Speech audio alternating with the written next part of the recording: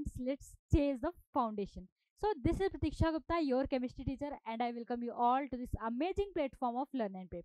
बच्चे आज हम डिस्कस करेंगे केमिकल रिएक्शन एंड इक्वेशन, जिसका एक पर्टिकुलर पार्ट हम डिस्कस करने वाले हैं, that is called balancing of chemical equation.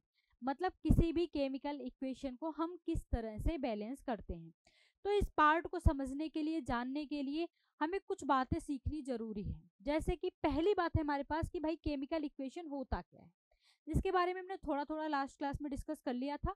तो एक शॉर्ट सा रिकैप ले लेते हैं. केमिकल इक्वेशन एक इक्वेशन है जिसमें हम किसी रिएक्शन को प्रॉपरली इक्वेशन के फॉर्म में लिखते हैं. मतलब रिएक्शन में कौन सा रिएक्टेंट है उसका मॉलिक्यूलर फॉर्मूला, कौन कौन से प्रोडक्ट बन के आ रहे हैं उनका मॉलिक्यूलर फॉर्मूला, और हम बीच में एक डबल हेडेड या one headed single headed arrow से डिनोट करते हैं. किस तरह भाई, ये रहा हमारा रिएक्टेंट है ना, रिएक्टेंट अभी हम लिखेंगे प्रॉपरली, और ये हम सिंगल हेडेड एरो लगाते हैं और इधर हम लिखते हैं प्रोडक्ट.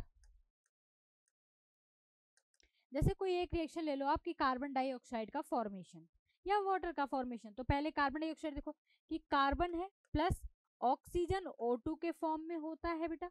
उसके बाद ये एरो बता रहा है कि रिएक्टेंट प्रोडक्ट में कन्वर्ट हो रहा है और प्रोडक्ट के फॉर्म में आ जाएगा कार्बन डाइऑक्साइड. अब अनबैलेंस्ड और बैलेंस्ड क्या होता है, जैसे यहाँ पे नंबर ऑफ कार्बन देखो 1 है और ऑक्सीजन देखो तो 2 है ना. एटम्स की बात कर रहे हैं, ऑक्सीजन 2 एटम है, और यहाँ पे अगर हम चेक करेंगे तो 1 कार्बन और 2 ऑक्सीजन. तो इट मीन्स यहाँ पे भी और यहाँ पे भी जो बातें हैं वो एकदम सिमिलर हैं. तो ऐसे रिएक्शन को हम कहते हैं बैलेंस्ड, है ना, बैलेंस्ड रिएक्शन. पर जब हम बात करते हैं किसी अदर रिएक्शन के बारे में, जैसे एक आप ले लेते हो H2 प्लस O2 कन्वर्ट होता है H2O में. अब चेक करो बेटा क्या हो रहा है यहाँ पे. अगर हम हाइड्रोजन की बात करें तो 2, ऑक्सीजन की बात करें तो 2. यहाँ पे हाइड्रोजन तो 2 है पर ऑक्सीजन सिर्फ 1 है. इसका मतलब ऑक्सीजन बैलेंस नहीं है, ऑक्सीजन सेम नहीं है रिएक्टेंट और प्रोडक्ट में, और इसलिए ये रिएक्शन है नॉट बैलेंस्ड या अनबैलेंस्ड. पर जब हम कोई केमिकल इक्वेशन लिखते हैं तो वो हमें एक एक रिएक्शन की पूरी जानकारी देती है कि कितने मॉलिक्यूल रिएक्टेंट के होंगे, कितने मॉलिक्यूल प्रोडक्ट के बनेंगे. तो इसका मतलब हम अनबैलेंस्ड इक्वेशन को प्रॉपर इक्वेशन नहीं कह सकते. तो इसलिए हमें एक चीज सीखनी पड़ेगी बेटा कि बैलेंसिंग हम करते कैसे हैं, है ना, किस तरह से हम केमिकल इक्वेशंस को बैलेंस कर रहे हैं. तो आओ हम देखते हैं एक टर्म दैट इज स्टोइचियोमेट्रिक कोएफिशिएंट. जैसे हमने एक चीज देखी, कार्बन प्लस ऑक्सीजन कन्वर्ट हो रहा है कार्बन डाइऑक्साइड में.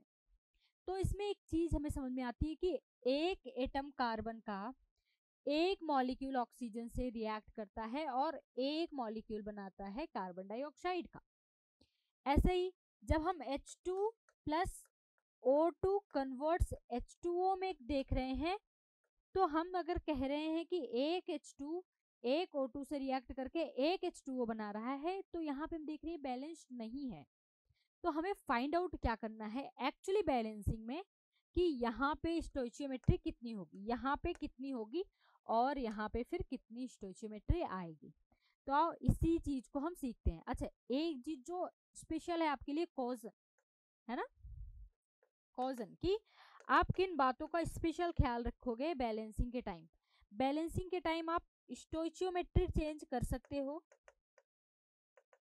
है ना, स्टोइचियोमेट्री चेंज आपके लिए अलाउड है. आप चाहो तो यहाँ पे 2O2 लिख सकते हो, यहाँ पे 4H2 लिख सकते हो, आपकी मर्जी, कुछ भी लिखो.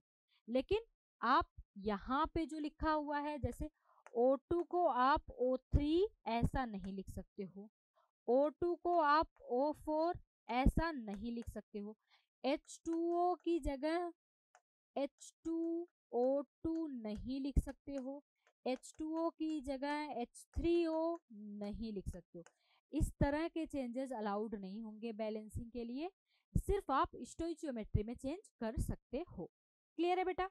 तो आओ हम स्टार्ट करते हैं अपनी बैलेंसिंग का केस, है ना. बैलेंसिंग का मतलब क्या है, अगर हम बात करें बैलेंसिंग ऑफ केमिकल रिएक्शन, तो हमें चेक करना होता है कि प्रोडक्ट या रिएक्टेंट की पहले बात कर लेते हैं हम। रिएक्टेंट जो should be equals to product, यही हमारा मेन मोटिव होता है बैलेंसिंग के लिए।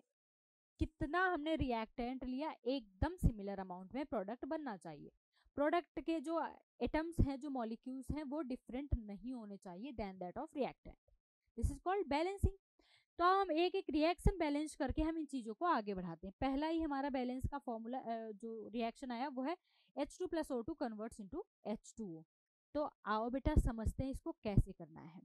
पहला काम हम देख लेंगे, इन सब की स्टोइचियोमेट्री लिख देंगे, है ना।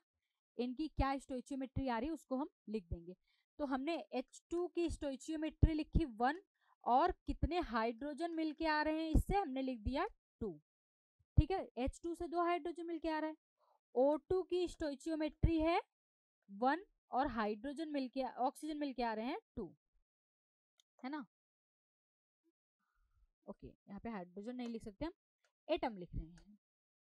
ठीक है, और H2O की बात करें बेटा तो इसकी स्टोइचियोमेट्री है 1, और ऑक्सीजन तो 1 मिलके आ रहा है, और हाइड्रोजन हमें 2 मिलके आ रहा है ना। H हमें 2 मिलके आ रहा है, नॉट H2, H हमें 2 मिलके आ रहा है। और हमारा काम क्या है, इन सबको बराबर करना। तो आओ इस रिएक्शन को ध्यान से देखो। H2 कितना है भाई, 2, यहाँ पे भी 2 है, यहाँ पे ऑक्सीजन 1 है, यहाँ पे ऑक्सीजन 2 है। तो हम पहले लेके चलते हैं भाई जिसके पास प्रोडक्ट में या रिएक्टेंट में नंबर कम आ रहा है ना। किसी भी एक एटम को उठाएंगे और जिसमें कम नंबर है उसमें मल्टीप्लाई कर देंगे। जैसे कि ध्यान से देखो बेटा, यहाँ पे ऑक्सीजन 1 है, यहाँ पे ऑक्सीजन 2 है। तो अगर हम यहाँ 2 से मल्टीप्लाई कर दें, रुको कलर चेंज करते हैं। हाँ, अगर हम यहाँ पे 2 से मल्टीप्लाई कर दें तो अभी ऑक्सीजन क्या आ जाएगा, अभी ऑक्सीजन यहाँ पे आ जाएगा 2, और ऑक्सीजन यहाँ पे भी है 2। तो ऑक्सीजन ऑक्सीजन तो अब बैलेंस हो गया। लेकिन अब बात आ गई हाइड्रोजन की। यहाँ पे हाइड्रोजन 4 हो गया, यहाँ पे 2 है। तो इस 2 हाइड्रोजन को 4 में बदलने के लिए क्या करेंगे हम, 2 का मल्टीप्लाई। तो हम यहाँ पे 2 का मल्टीप्लाई कर देंगे। मतलब जो बैलेंस्ड इक्वेशन आ जाएगी वो हो जाएगी twice H2 + O2 converts into twice H2O। बोलो यही आएगी क्या, ये हमारे पास बैलेंस्ड इक्वेशन आ जाएगी। इज दैट क्लियर बेटा, है ना। हमने यहाँ पे कुछ नहीं चेंज किया, जैसे H2O को H3O में कन्वर्ट करना, H2O2 में कन्वर्ट करना, ऐसा हम नहीं करेंगे। हम सिर्फ कन्वर्ट करेंगे यहाँ पे स्टोइचियोमेट्री में। ओके, अगले पे चलते हैं। ये आप करने की कोशिश करो, थोड़ा सा हम आपको बताते हैं। देखो 3 कार्बन, यहाँ पे 1 कार्बन, कार्बन सही लेके चलो, तो यहाँ पे हो जाएगा 3 कार्बन। हमने कर दिया ऐसा। अब ऑक्सीजन की बारी आई। ऑक्सीजन यहाँ पे हो जाएगा भाई 6 प्लस यहाँ पे 1, है ना। ये बात आ गई, 6 + 1। और हाइड्रोजन कितना हुआ, अच्छा हाइड्रोजन तो हम भूल ही गए। हाइड्रोजन देखो, हाइड्रोजन हो जाएगा, यहाँ पे 8 है, यहाँ पे 2 है, तो हाइड्रोजन भी आओ बराबर कर लेते हैं। 4 से मल्टीप्लाई करते हैं, हाइड्रोजन भी बराबर हो जाएगा। अब क्या क्या बैलेंस हो गया बेटा, कार्बन और हाइड्रोजन बैलेंस हो गया।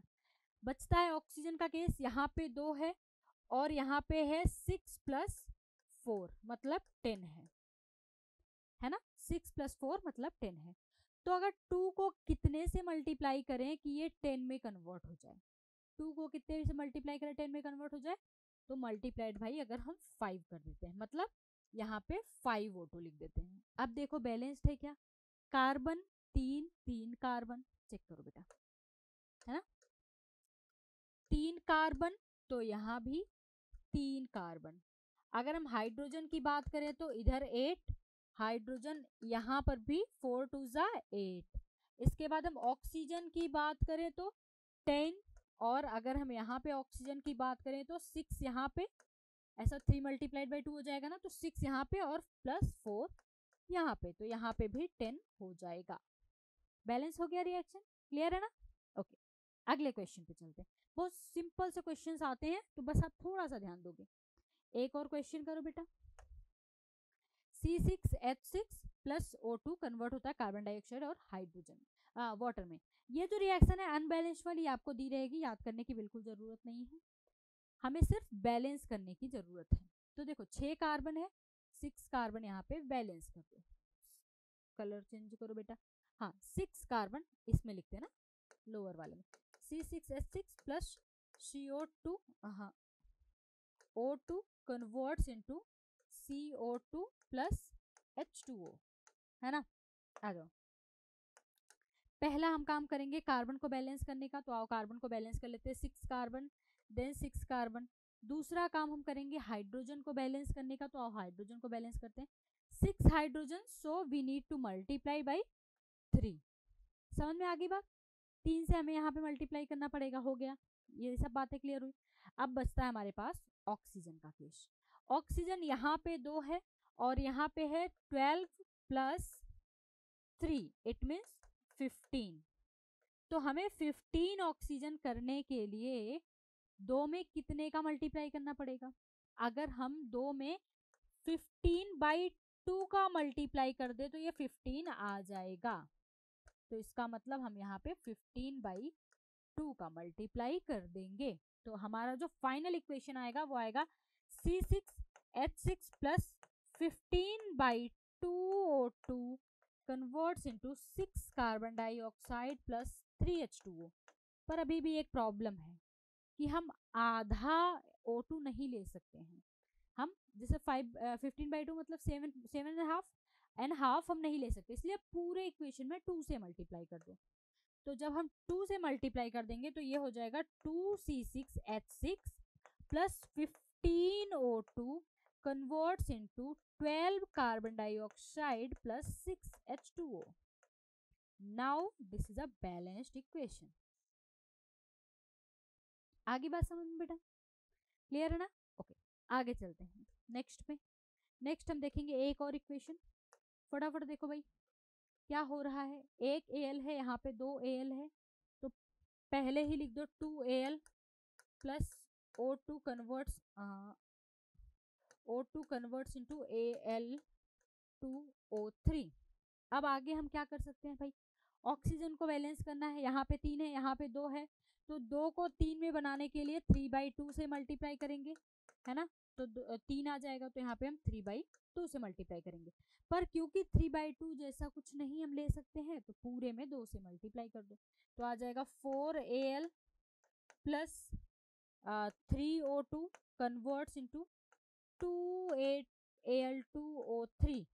अब चलो बेटा देख लो तुम, नंबर ऑफ एल्यूमिनियम और ऑक्सीजन बैलेंस कर लो। अगर हम बैलेंस करेंगे तो देखो 4 एल्यूमिनियम, इधर भी 4Al हो जाएगा, यहाँ पे 6O2 हो, 6 ऑक्सीजन है, सॉरी 6O है, तो यहाँ पे भी 2 3 6O है। तो मतलब ये बात क्लियर हो गई, बैलेंसिंग का जो केस है वो क्लियर हो गया। ओके बेटा अभी चलते हैं, 2 क्वेश्चन और है, एक हम करेंगे और एक आप करोगे, है ना।